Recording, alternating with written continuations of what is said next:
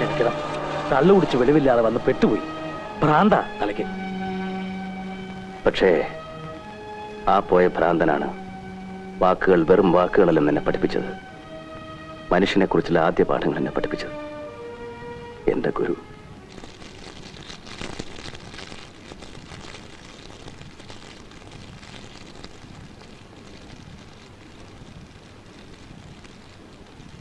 വിപ്ലവത്തിന്റെ പ്രലോഭനങ്ങളിൽ വീണ് തകർന്ന ജീവിതങ്ങൾ.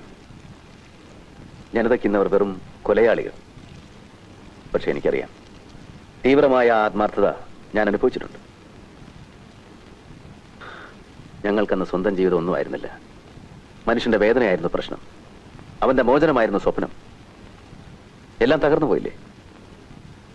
ഇന്ന് ചിലർ ഭ്രാന്തന്മാരായി, ചിലർ മദ്യപാനികളായി, ചിലർ ഒറ്റുകാരും വഞ്ചകരുമായി. അതിനും കഴിയാത്തവർക്ക് ആത്മഹത്യ ആശ്വാസമായി. എന്റെ വഴി ഇതായിരുന്നു. കവിത. അതെ, നിങ്ങളൊക്കെ ഒരു കാലത്ത് വിപ്ലവം എന്ന് പറഞ്ഞു നടന്നവരാണ്.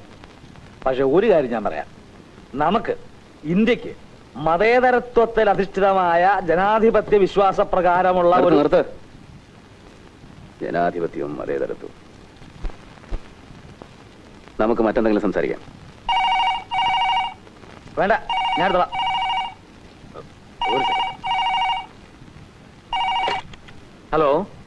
ആ, കേക്കൻ നായർ ഹിയർ. മനസ്സിലായി മനസ്സിലായി. ഇല്ല, ആളെത്തിയിട്ടില്ല. ഞാൻ അങ്ങോട്ട് വിളിക്കാം. ആ നമ്പർ എനിക്കറിയാലോ. ഓക്കെ. കുളുന്നായിരിക്കും.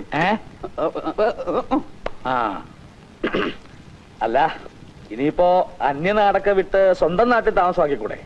നമ്മുടെ നാട്ടിലെ സുഖം ബംഗാളിലൊക്കെ കിട്ടുമോ? ബംഗാൾ എനിക്ക് മലയാളത്തെക്കാൾ പ്രിയപ്പെട്ടതൊന്നുമല്ല. പക്ഷേ എനിക്ക് ആശ്വാസം അവിടെയാണ്, സുഖമുള്ള ഓർമ്മകളും അവിടെയാണ്. ഇവിടെ എനിക്ക് സമാധാനമില്ല. കണ്ടില്ലേ രാഘവേട്ടൻ, അങ്ങനെ പലതും.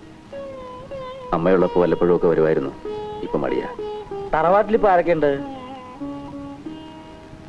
ആരുമില്ല. ഏട്ടൻ മാത്രമേ ഉള്ളൂ. ഏട്ടനെ കാണാനാ വന്നത്. വന്നപ്പോ ഏട്ടനില്ല, രാമേശ്വരത്ത് പോയിരിക്കുന്നു. എന്ന് വരുമെന്നും അറിയില്ല. മൂപ്പരങ്ങനെയാ, എന്നും യാത്ര, തീർത്ഥാടനം. കണ്ടിട്ടിപ്പോ 8 കൊല്ലായി. നാട്ടിലെത്തിയത് മുതൽ തുടങ്ങി സന്ദർശകരുടെ ശല്യം, ഉദ്ഘാടനം, സ്വീകരണം, അഭിമുഖം. ഓറ് കേട്ടൂലോ. കന്യാകുമാരിക്ക് പോകാമെന്ന് ആദ്യം വിചാരിച്ചത്. ONV വിളിച്ചു പറഞ്ഞു.